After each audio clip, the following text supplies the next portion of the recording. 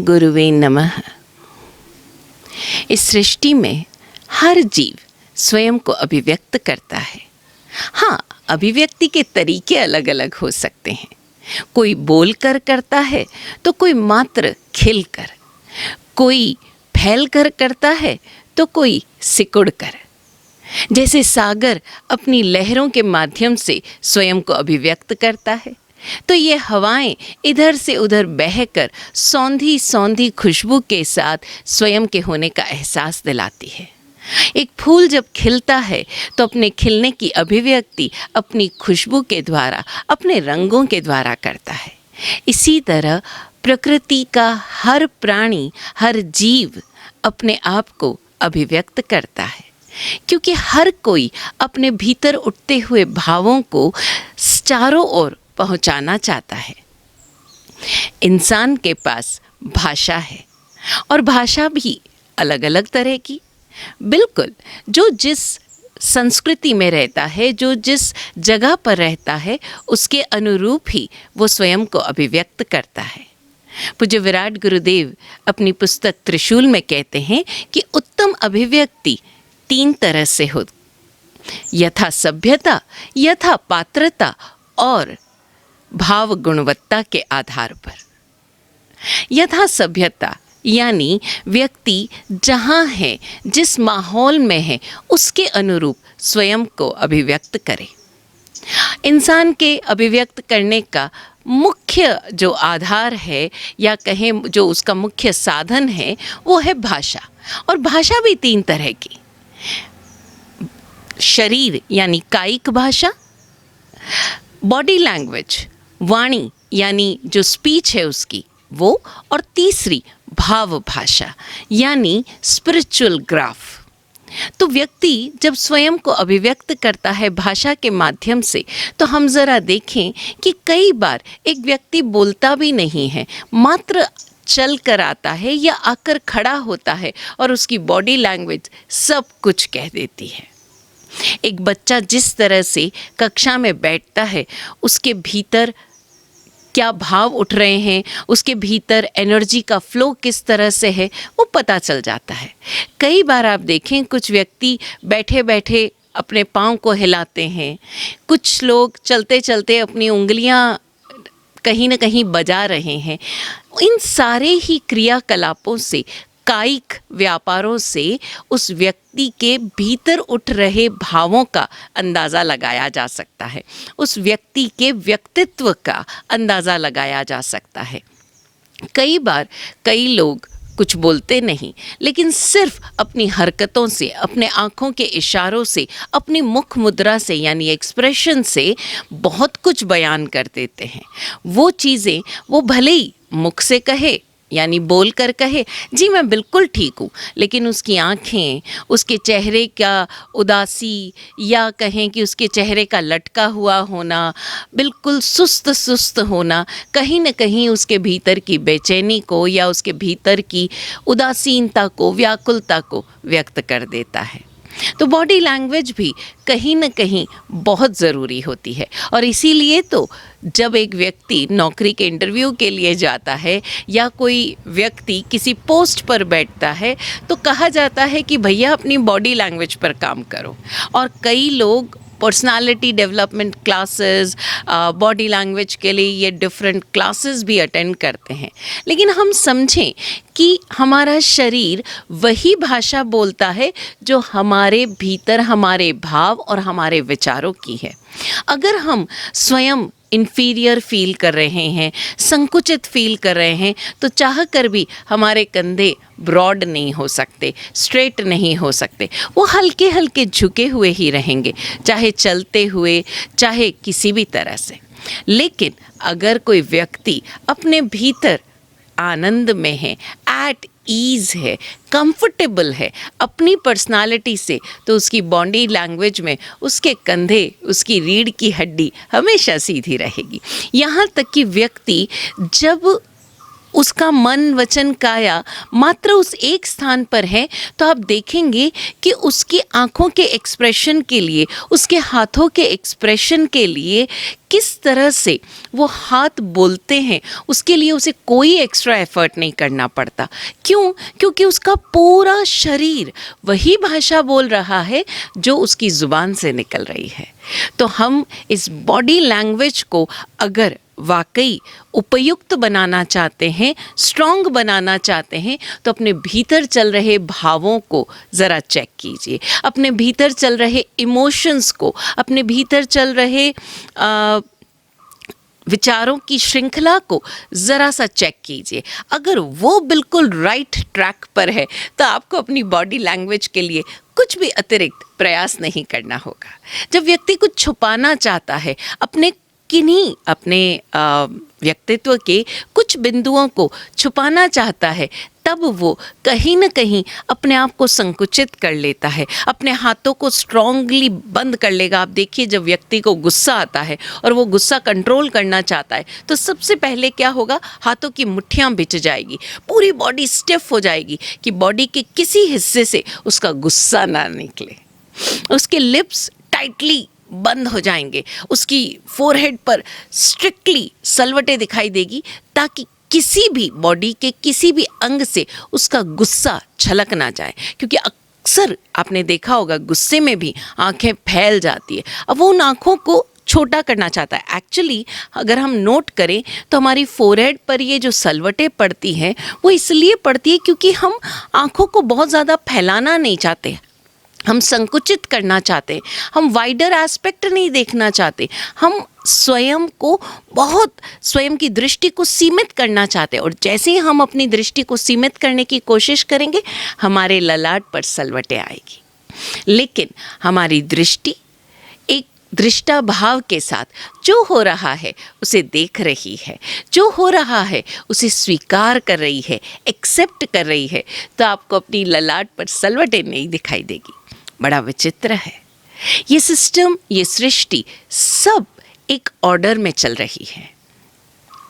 दूसरी तरह की भाषा, हमारी वाणी जो हम ज़बान से बोलते हैं, हम चाहे तमिल बोले, चाहे तेलुगु बोले, चाहे स्पेनिश बोले, फ्रेंच बोले, या फिर हिंदी बोले, या अंग्रेज़ी भाषा ऐसी हो जो हमारे भीतर के भावों को यथा सभ्यता, यानी हम जहाँ जिस जगह बैठे हैं उसे अभिव्यक्त करती हो। जैसे अगर हम एक कॉरपोरेट ऑफिस में काम करते हैं और वहाँ के सारे ही लोग हिंदी भाषा से वाकिफ़ नहीं हैं, तो हम अंग्रेज़ी में बात करें।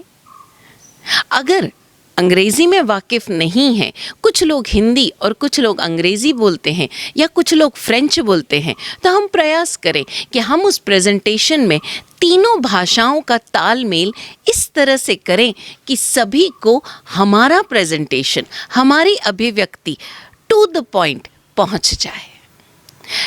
दूसरी चीज़, जब हम अपने मित्रों के साथ बैठे हैं तो सिर्फ ये जताने के लिए कि मुझे फ्रेंच आती है, स्पेनिश आती है, तमिल, तेलुगु और न जाने कितनी कितनी भाषाओं का ज्ञान है, हम वो भाषाएं ना बोलें, हम वो भाषा बोलें। अगर हम वाकई मित्रों से कनेक्ट करना है, हम अपने मित्रों को जानते हैं वो किस भाषा में बात करते हैं, तो हम सभ्यता के अनुकूल अपनी इस भाषा को लें। जैसे अगर हम अपने परिवार में बैठे हैं तो ऑब्वियसली वहाँ पर हम खड़ी कमर और बिल्कुल एक पोस्चर में नहीं खड़े होंगे, वहाँ हम रिलैक्स्ड होंगे, मस्ती मजाक के मूड में होंगे, तो हमारी भाषा भी वैसी होगी, हमारी बॉडी लैंग्वेज भी वैसी होगी। तो ध्यान रहे कि हमारी अभिव्यक्ति यथा सभ्यता हो, जब जैसा माहौल है उसके अनुरूप हो। हम अभिव्यक्ति के तरीकों पर बात करें उससे पहले भाषा की बात पूरी करते हैं।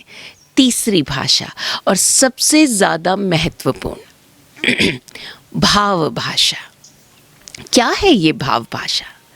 भाव भाषा वो है जो बिना किसी तैयारी के, बिना किसी की प्री प्लानिंग के, शब्दों की जोड़ तोड़ के या हमारे शरीर के, यानी न कायिक न वाचिक, मात्र और मात्र हमारे भावों से अभिव्यक्त होती है। जैसे हमारे भीतर एकदम से अध्यवसाय उठा, हमारा जो ऑरा है, हमारा जो भीतर का भाव तंत्र है, वो रिफ्लेक्ट होता है हमारी भाव भाषा से।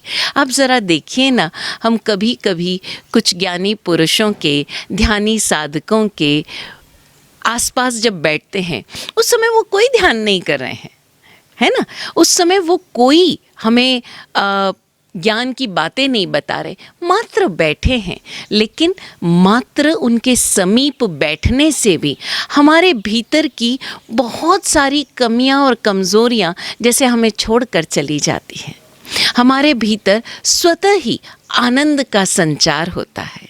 एक निर्दोष मुस्कान उनके चेहरे से मानो हमारे चेहरे तक पहुंच ही जाती है। उनके आभा वलय में, उनके लेशिया वलय में बैठते हुए हमारे भीतर न जाने कुछ अलग ही एक ट्रांसफॉर्मेशन से गुजर जाते हैं हम। ये भाव भाषा बड़ी ताकतवर है और इसीलिए बार बार ज्ञानी गुणीजन हमें कहते हैं कि अपने भावों की गति को चेक करो, अपने भाव की गति को इस तरह से चेक करो कि वो किस दिशा में जा रहे हैं। वो स्वभाव में है या विभाव में है या वो प्रभाव में है। आप ज़रा चेक करो, क्योंकि जैसे जैसे अधिकतर क्या होता है कि हम अपने आसपास के लोगों से, एक चलन से, एक जो कहते हैं ना कि जो फैशन चल रहा है, जो ट्रेंड चल रहा है, उससे प्रभावित हो जाते हैं, उससे हम इन्फ्लुएंस्ड हो जाते हैं। तो जब हम प्रभाव में होते हैं तब हमारे भीतर का पूरा सिस्टम कुछ अलग ही हो जाता है। हम अपने स्वभाव से च्युत हो जाते हैं और कहीं न कहीं विभाव में रमण करने लगते हैं, क्योंकि स्वभाव हमारा इनहेरेंट है, वो हमें कहीं बाहर से लाना नहीं पड़ता। और जब उस पर प्रभाव का बोझ पड़ता है तो वो जो कॉन्फ्लिक्ट और वो जो द्वंद्व पैदा होता है वो हमें विभावों में घसीट ले जाता है। और यही कारण है कि हम चाहे कितनी भी अच्छी स्पीच की तैयारी कर लें, कितना भी अच्छा प्रेजेंटेशन कर लें, लेकिन हमारी आंखें, हमारे हाव भाव, हमारे भीतर का वो जो डर है उसको एग्जिबिट कर देती है, उसे प्रदर्शित कर ही देती है। तो ध्यान रहे हमारी भाव भाषा कैसी है, हम इस भाव भाषा को सुधारें, इस भाव भाषा को एक सही दिशा देने का प्रयास करें। फिर देखिए, आप जो कुछ भी बोलेंगे वो बिल्कुल परफेक्ट आपकी अभिव्यक्ति को अभिव्यक्त करने में सक्षम होगा। तब आपको शब्दों की जोड़ तोड़ या भाषा में कुछ अधिक आर्टिकुलेट शब्द या बहुत अच्छी अलग हाई वोकैबुलरी इस्तेमाल करने की ज़रूरत नहीं पड़ेगी। जो आपके भीतर होगा वो बहुत सामान्य रूप से, बहुत सिंप्लिसिटी के साथ संप्रेषित हो जाएगा और सामने वाले को भी वही भाव छुएंगे जो आपके भीतर चल रहे हैं। और ये अभिव्यक्ति उत्तम अभिव्यक्ति है। तो पहली जो विराट गुरुदेव ने कहा कि अभिव्यक्ति, उत्तम अभिव्यक्ति 3 प्रकार की, यथा सभ्यता। जब हमारी बॉडी लैंग्वेज, हमारी भाव भाषा और हमारी वाचिक भाषा तीनों ही यथा सभ्यता हो, हम जहाँ जिस माहौल में हैं उसके अनुरूप हो। दूसरी बात कही गई यथा पात्रता, सामने पात्र कैसा है। कई बार हम देखते हैं कि कोई व्यक्ति बिल्कुल सामान्य रूप से एक मूढ़ व्यक्ति है जिसको किसी चीज़ का कोई ज्ञान नहीं। अब उसके सामने एक डॉक्टर बैठकर गैस्ट्रोइंटेस्टाइनल फील्ड की बहुत इंट्रिकेसीज बताने लगे तो वो व्यक्ति के ऊपर से गुजर जाएगी। तो उस डॉक्टर को ये समझना चाहिए कि मैं मेरे मरीज़ को, उस व्यक्ति को बहुत सामान्य भाषा में ट्रीटमेंट दूं, उसकी बीमारी का कारण बताऊं, उस बीमारी को कैसे रोका जा सकता है उसी की भाषा में उसको बात बताऊं। उसको वो technical scientific language, medical terminology नहीं समझ आएगी। इसी तरह से आप ज़रा नोट करें कि एक टीचर जब एक बच्चे को पढ़ाती है तो अलग अलग स्टैंडर्ड के हिसाब से वो जिस ग्रेड में है, जिस स्टैंडर्ड में है, जिस क्लास में है, उसके अनुरूप उसकी भाषा और एग्जाम्पल्स बदलते हैं। तो हमें पात्र के अनुरूप अपनी अभिव्यक्ति को शेप देना होगा, आकार देना होगा, तभी हम सामने वाले व्यक्ति को संतुष्ट कर पाएंगे। जैसे कई बार हम देखते हैं कि एक डॉक्टर, अगर उसके पास कोई मरीज़ ऐसा आता है जो वेशभूषा से उसे समझ में आ रहा है कि ये सिंधी समाज से बिलोंग करता है, तो वो डॉक्टर उससे सिंधी में बात करेगा। या वो साउथ इंडिया में है और उसे पता है कि ये कन्नड़ भाषा जानता है, तो वो कन्नड़ में या तमिल में बात करेगा। लेकिन अगर उसी क्लिनिक में कोई ऐसा व्यक्ति आ जाए जिसे साउथ इंडियन लैंग्वेज नहीं आती, तो वो उससे इंग्लिश में बात करेगा, और उसे इंग्लिश भी नहीं समझ आती तो वो हिंदी और इंग्लिश का मिक्सचर या इस तरह से संप्रेषित करेगा कि सामने वाले व्यक्ति संतुष्ट हो जाए, उसे अपनी बीमारी भी समझ आ जाए और उस बीमारी का इलाज भी। और ये मात्र कोई एक डॉक्टर के लिए नहीं, ये हर व्यक्ति के लिए है। यहाँ तक कि घर में अगर एक स्त्री को बात समझानी है और वो स्त्री पढ़ी लिखी है, समझदार है, वो प्रोफेशनल बैकग्राउंड से है, यानी कि कॉमर्स बैकग्राउंड से है, तो उसे जो समझाने का एग्जाम्पल है वो बैलेंस शीट के आधार पर दिया जाएगा कि भैया देख, तू ऐसा ऐसा बिहेव करती है तो यहाँ पर ये चीज़ें तेरी क्रेडिट हो जाएगी, और ये तू इस तरह से व्यवहार करती है तो ये चीज़ें तेरी डेबिट हो जाएगी। वहीं कोई ऐसी स्त्री है जिसे कॉमर्स से कोई लेना देना नहीं है, लेकिन वो बड़ी साहित्यिक है ना, वो बड़ी कलात्मक दृष्टि रखती है, तो उसे समझाते हुए उसके घर के सदस्य क्रेडिट और डेबिट का सहारा नहीं लेंगे, वो उस जगह पर सहारा लेंगे कलात्मक दृष्टि का कि देखो, अगर तुम इस शब्द को इस तरह से काम लोगी तो ये तुम्हारी भाषा का सौंदर्य बढ़ाएगा। वहाँ बात सौंदर्य की जाएगी, तो अभिव्यक्ति पात्रता के अनुरूप हो। और तीसरी चीज़, भाव गुणवत्ता, सबसे अधिक उपयोगी कि आप किस तरह के भावों को संप्रेषित कर रहे हैं। जैसे अभी कोविड का माहौल चल रहा था, ये 1.5-2 साल सभी ने एक बड़ी टेंशन में, एक बड़े डिप्रेशन में, अवसाद में, कुंठा में गुजारे, और न जाने कितने कितने भावों का आवेग आता गया।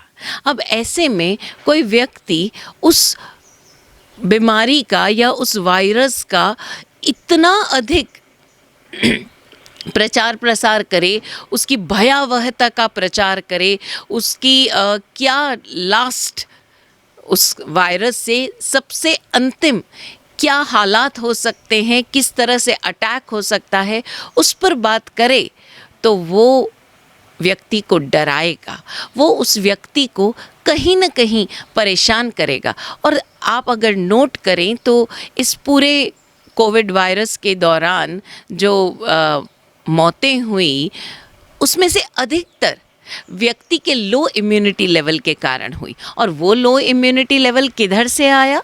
उसके भय के कारण। उसके भय के कारण उसकी पूरी शरीर के स्नायुओं ने, यानी उसकी पूरी बॉडी के नर्वस सिस्टम ने कहीं ना कहीं थक हार कर हथियार डाल दिए। उसके अंदर की जो प्रतिरोधक क्षमता है वो उसके भावों के कारण कमज़ोर हो गई, और कई सारे व्यक्ति, स्वस्थ व्यक्ति, इस प्रतिरोधक क्षमता के कम होने के चलते अपनी जान से हाथ गंवा बैठे। तो हम अपने भावों की गुणवत्ता पर ध्यान दें कि क्या ऐसे समय में हम अपनी अभिव्यक्ति इस प्रकार कर पाएं कि हमारे शुभ भाव, हमारे सद्भाव चारों तरफ प्रसारित हो। क्योंकि गुणवत्ता जो है हमारे भावों की, वो इस तरह से हो कि एक व्यक्ति को साता पहुंचाए, सुकून पहुंचाए। कई बार हमारी भाषा और अभिव्यक्ति में हम कहना कुछ चाहते हैं और कह कुछ डालते हैं। अक्सर हमारी जो नज़र है वो गलतियों पर जाती है। अब आपकी पोस्ट है, आपको तो गलती बतानी ही पड़ेगी, लेकिन क्या उससे पहले हम उस व्यक्ति की कुछ खूबियों की चर्चा कर सकते हैं, भले ही एक छोटी सी खूबी हो। जैसे एक बच्चे ने कोई काम किया, या एक स्त्री ने, या घर की एक कन्या ने जिसने अभी नया नया खाना बनाना सीखा है उसने आपके समक्ष लाके एक ट्रे रखी, उसमें उसने जो भी डिश बनाई है वो रखी। देखने से ही आपको समझ में आ गया कि ये बराबर नहीं बनी है, इसमें कुछ तो भी गड़बड़ी है। लेकिन कम से कम उसके प्रथम प्रयास को, उसके एफर्ट्स को आप धन्यवाद तो दीजिए। एक बार पीठ ठोक कर कहिए, वाह, I am proud of you. तूने आज खाना बनाया, तूने अपने अंदर से उठते हुए भावों को इस तरह से अभिव्यक्त किया। वाह, तूने अपने फादर के लिए, जो भी आपका रिश्ता है, ब्रदर, अंकल, जो भी है, उनके लिए खाना बनाया। I am so proud of you, thank you. तूने बनाया है तो टेस्टी ही होगा। इतना कहते ही बिना खाए आपने उस व्यक्ति को अपनी बात कह डाली।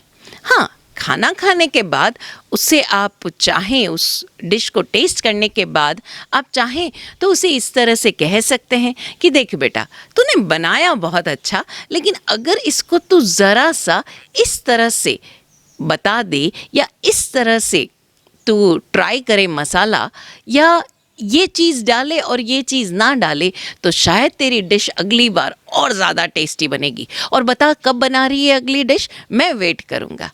अभी आपके भावों ने पहले गुणों को देखा और फिर उसके बाद उसकी कमियां या गलतियां नहीं देखी। उन कमियों को दूर करने का, उसे और बेहतर बनाने का आपकी दृष्टि ने अपने भाषा के माध्यम से उस तक बात पहुंचा दी। अगर आप उसको देखते ही कहते, ये क्या खाना बना दिया है, तुझे बनाना नहीं आता, अरे कम से कम बनाने से पहले किसी से सीख तो लेती, इसमें क्या मसाले पड़ते हैं, कभी मम्मी के पास खड़ी हो तो तुझे पता चले, लेकिन तुम तो सारा दिन अपने टीवी में, अपने मोबाइल्स में रहते हो। अब वो बच्ची दोबारा कभी भी खाना बनाने की हिम्मत नहीं कर पाएगी। तो ध्यान रहे, हमारी अभिव्यक्ति कैसी हो, यथा सभ्यता, यथा पात्रता और भाव गुणवत्ता के साथ। अगर हमारी दृष्टि में ये बातें प्रतिपल रहे तो देखिएगा, आपके आसपास रहने वाले किसी भी व्यक्ति को, फिर चाहे आप घर में हो, अपने दोस्तों के बीच हो, या अपने वर्क प्लेस पर हो, या समाज में हो, कहीं पर भी कोई शिकायत नहीं होगी।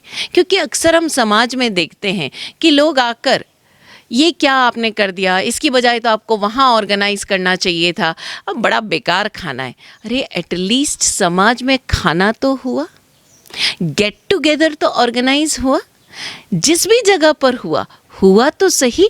मुख्य बात क्या है, वो सब लोगों का साथ में आना, संग में आना। लेकिन हमने उस गुण को, उस भाव को तो देखा ही नहीं और शुरू हो गए कमियां देखना।